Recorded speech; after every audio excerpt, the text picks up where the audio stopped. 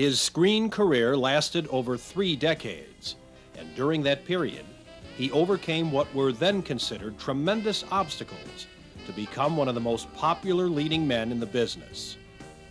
Although he was only 5 feet 5 inches tall and had a face that was remarkable mainly because of its lack of expression, this talented actor nevertheless carved a niche for himself as a rugged and dependable leading man. His was a case of raw talent overcoming Hollywood stereotyping, and in the process, he turned in a handful of roles in films that have since become regarded as movie classics. He's Alan Ladd.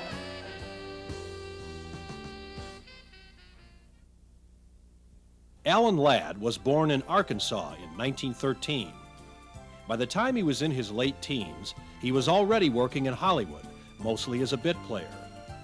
For a solid decade, his career went virtually nowhere, even though he even turned up in a small role in one of the all-time classic movies, Citizen Kane, in 1941. The following year, however, saw Ladd in what was the most important role of his career, that of the killer at large in the classic film noir crime tale, This Gun for Hire. Who told you that? He was here looking for you, and you'd better stay away from me. Veronica Lake, who burst on the screen like a blonde bombshell. Alan Ladd, who's dynamite with a gun or a girl. Together, they blast all screen traditions in This Gun for Hire. Drama-packed story of Philip Raven, whose search for vengeance on the man who betrayed him puts 100 policemen on his trail and forces him to hide behind a girl. Watch it, copper. It's Raven. Do what he says. You stay where you are. There's a dragnet out for you, Raven. It won't do you any good to hurt her, so use your head. You better stay put. Who trusts anybody? You couldn't very well complain to the police, could you? I'm my own police. What would you do? First, I'd find out who you're stooging for. And I'd give him what I gave Baker. Don't I? I can't stand violence. Then I'd whittle off a little of that blubber. You still want that stuff from Gates? Of course I do. Help me out of here and I'll get it for you. What was that hot air last night? That flag wave.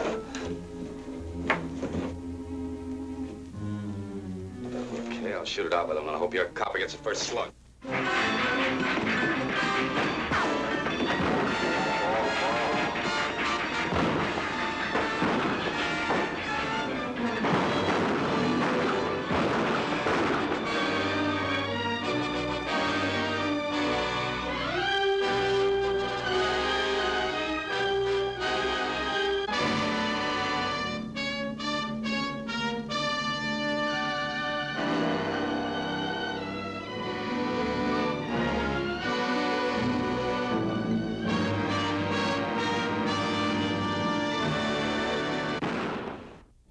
Almost overnight, Alan Ladd was a household name after a decade of getting nowhere in Hollywood. Immediately following This Gun for Hire, Ladd appeared in The Glass Key, another solid film noir drama. Starring Brian Donlevy, the great McGinty back in politics and tougher than ever. Alan Ladd, a killer in more ways than one, pitting their male wits and strength against Little Miss Dynamite herself, Veronica Lake. Get out of my way, you cheap crook. The Glass Key, story of big-town politics and underworld intrigue, of murder cold-bloodedly plotted to swing an election, and a battle to the death between Alan Ladd and William Bendix, that terrific guy you saw as Maxie Randall in Wake Island. Rush!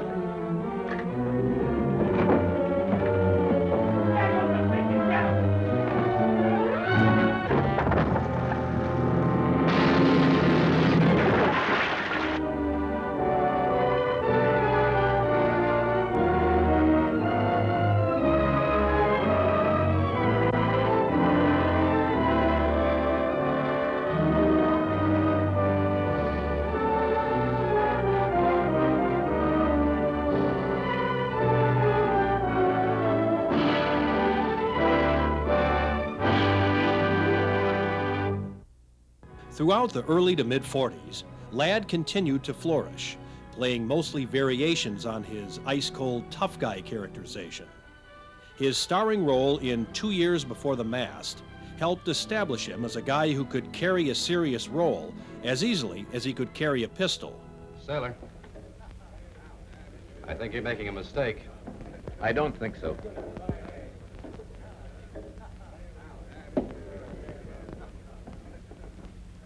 What did you say?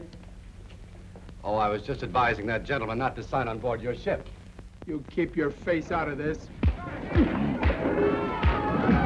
There isn't a sailor alive would do what you've just done to your shipmates. Well, are you going aft? If you don't, we'll fix you right now. All together or one at a time? One at a time. Brown. Lad, lashed in the brutal code of the seas by William Bendix as sadistic Amazine. And punishment completed, sir. Cut him down. Conspiring mutiny with Brian Donlevy as the seaman writer Dana. Dana, what's happened? Thompson and Brown are both dead. Killed each other. Here, Dana. We're taking over the ship now. That's piracy, you know. They can add it to mutiny if they ever find us.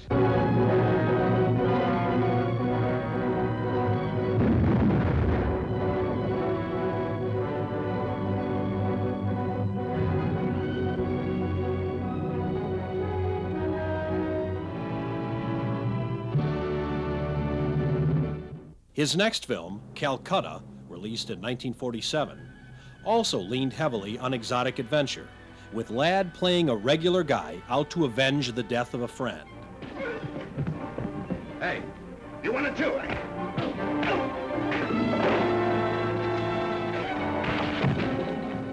Lovely day. Beautiful.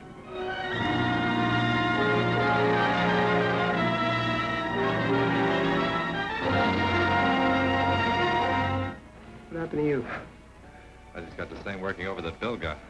You mean one of them strangling cords? Possiness.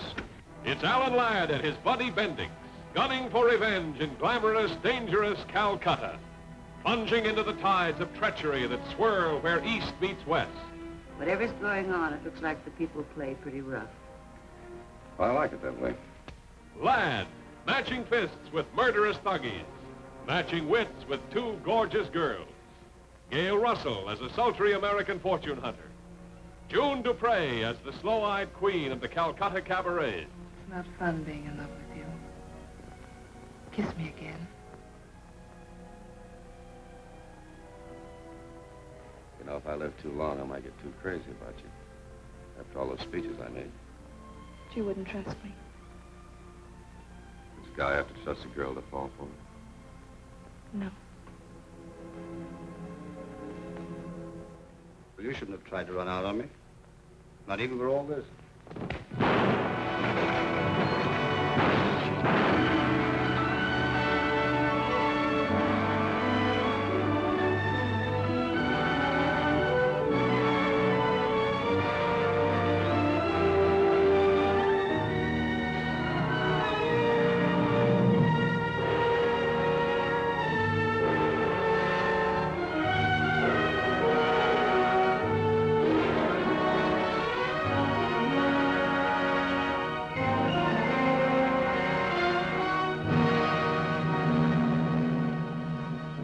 That same year also found Ladd turning in an amusing cameo in a Bob Hope film called My Favorite Brunette.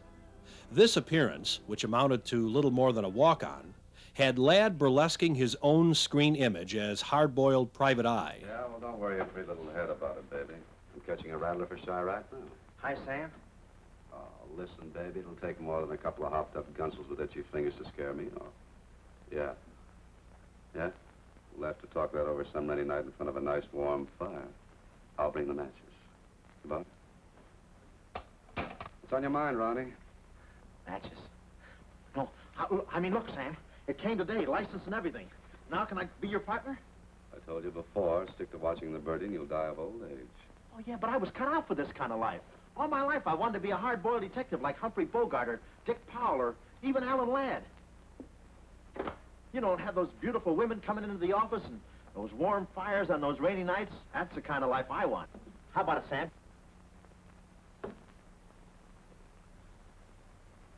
Huh? Smooth, huh? Say, I can be a lot of help to you, Sam. Look, here's my latest invention right here. A camera with a keyhole lens. Takes pictures right through doors. I've been kicked out of 5 hotels already. How about it, Sam? Can I go to work for you? Just give me a simple yes or no. No. Oh, but that's too simple. Why don't you give it a little thought? I'm going to Chicago for a few days. I'll leave the door open so you can come through and answer the phone.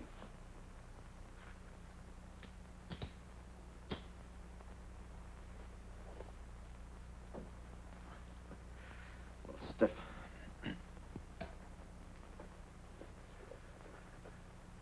I could go with you. I've got a coat just like that.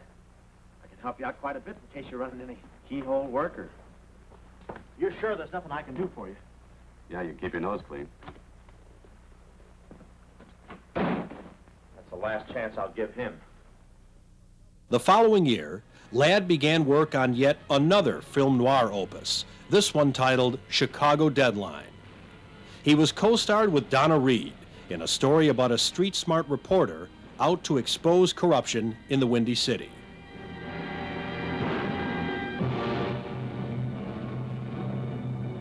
It's Ladd at his peak as a reporter who follows a dangerous trail through the dark byways of the city, tracking the strange life of a mysterious beauty through the dynamite-filled pages of her little black book.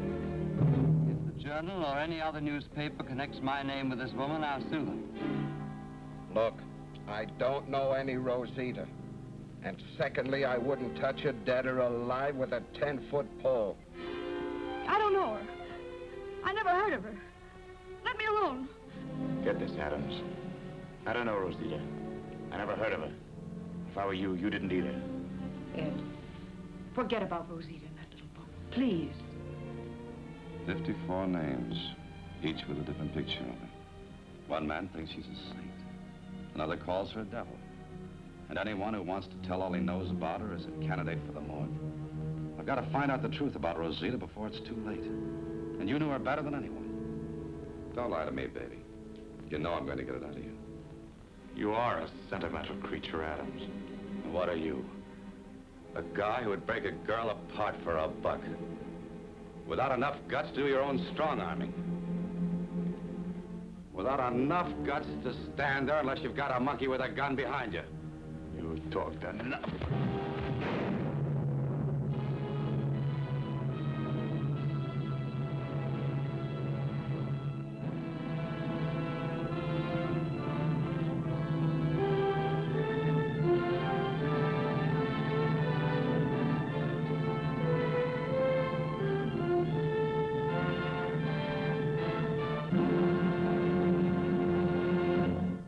By the 1950s, Alan Ladd was well established in Hollywood as a leading man / tough guy of the first rank.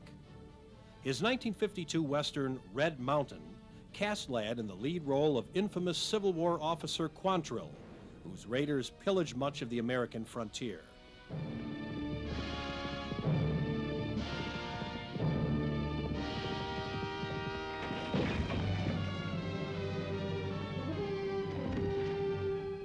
Favorite action star in an exciting new kind of action story. Ladd, crossing the path of the power-mad raider who dreamed of ruling the West.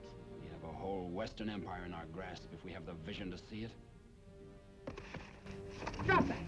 You'll see an explosive new romantic combination. Alan Ladd meeting his match in fiery, tempestuous Elizabeth Scott. Why did you help us before? Why didn't you let him die this morning? You'll see the thrills of an heroic battle against hopeless odds. Ladd standing off the relentless onslaught of the renegade raiders. Here in the farthest reaches of the untamed wilderness, beneath the brooding grandeur of Red Mountain, producer Hal Wallace recreates all the spectacle and violence of the tremendous battle that determined the fate of the West. Thousands locked in conflict while two deadly enemies race to the inevitable duel that only one can survive.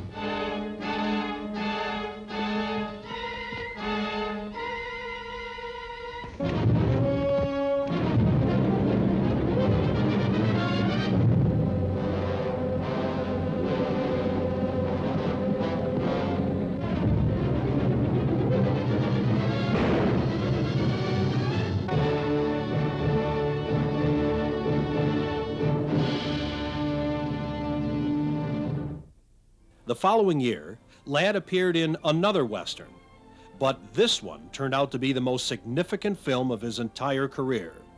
And as far as the critics were concerned, director George Stevens's frontier classic, Shane, featured Alan Ladd's all-time best screen performance. Motion picture whose monumental background is matched by the stature of its moving human drama.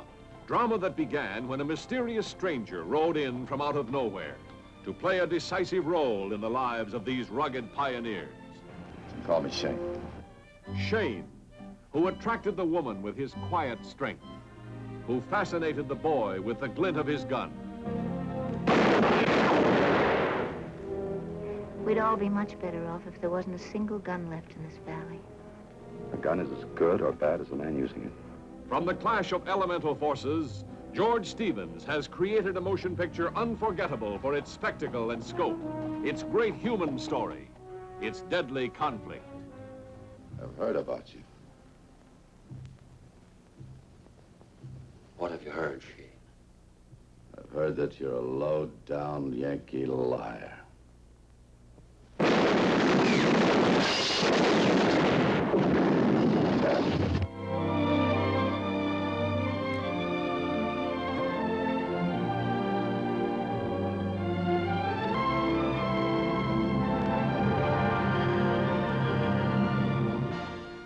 The next year, 1954, saw Ladd work for legendary director Raoul Walsh in Saskatchewan, noteworthy primarily because Ladd was co-starred with a very young Shelley Winters.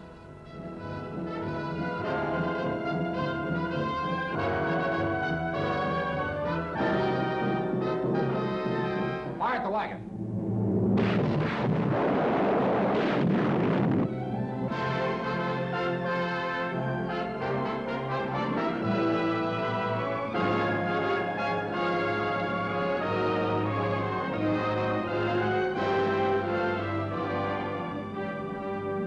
Orders to close this post and proceed to Fort Walsh for the greatest speed consistent with safety. The Cree have been friendly for years. Now you treat them like enemies. Why shouldn't they join the Sioux? As the great tribes gathered by the thousands, the garrison of Fort Saskatchewan moved out, grimly facing not only the hazard of hostile Indians and rugged terrain, but the greater danger of inner discord. From now on, I want you to stay away from them and keep your men away from them. You know, from one policeman to another, if you weren't taken back to hangar, I'd think you were jealous. With Robert Douglas, J. Carroll Nash, Hugh O'Brien. I just wanted you to know the truth before. The time hasn't come for final confessions yet. We're close enough for honesty.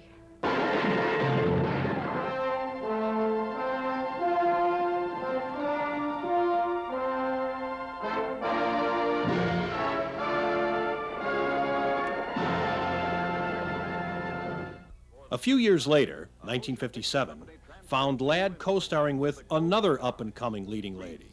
In this case, Sophia Loren, making her American movie debut.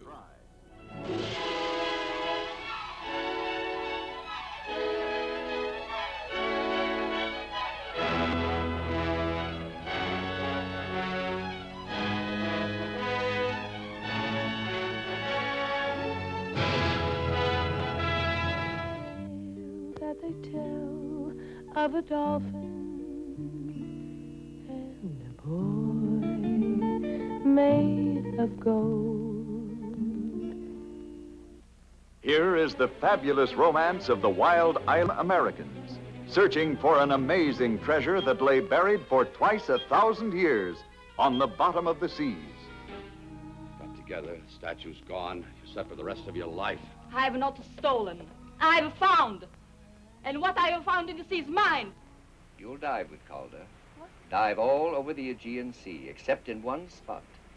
The spot with the boy on the dolphin. But, sir... Dive until he runs out of patience, runs out of ambition, out of money, oxygen, and hope. I kiss when I want to kiss.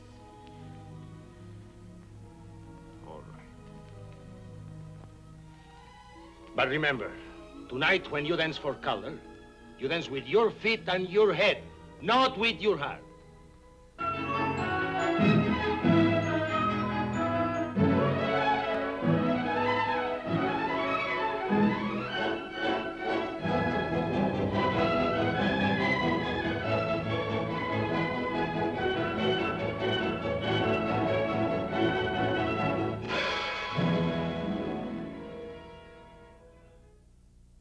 By the 1960s, Alan Ladd was still hanging in there as a leading man.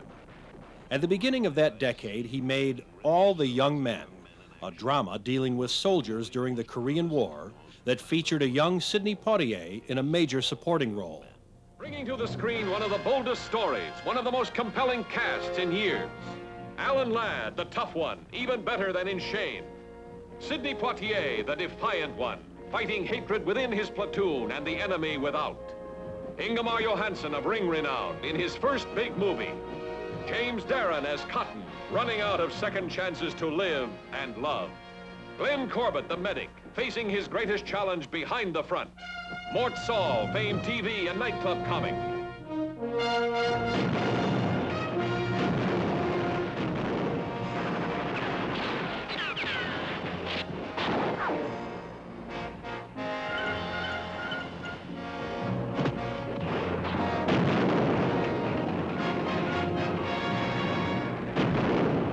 Saddle up, boys. We're moving out. Stay where you are.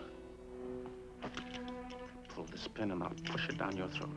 I didn't ask for this command, but that's the way it is. You're Marines, and you're gonna act like it as long as you're alive. You should see that Christmas in Sweden. We have a service we call Julottan, and every member in our family are there, sometimes up to 25, 30 people. Listen, Cotton, when you get back to the States, would you call my wife and my girl? All the Young Men, a deeply moving story every young man will feel. Move! We'll get blown to hell! Every young woman will understand. Now, I wouldn't hurt you. Don't be afraid.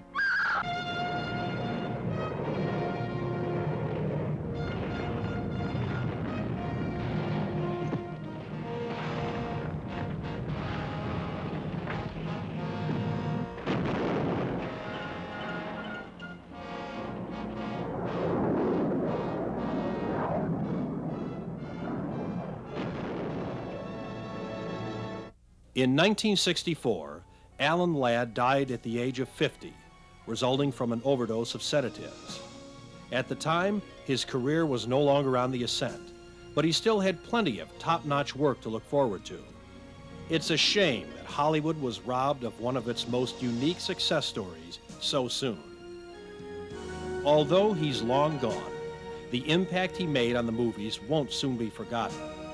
He proved that the little guy could make it, and make it big. Hollywood will always remember Alan Ladd.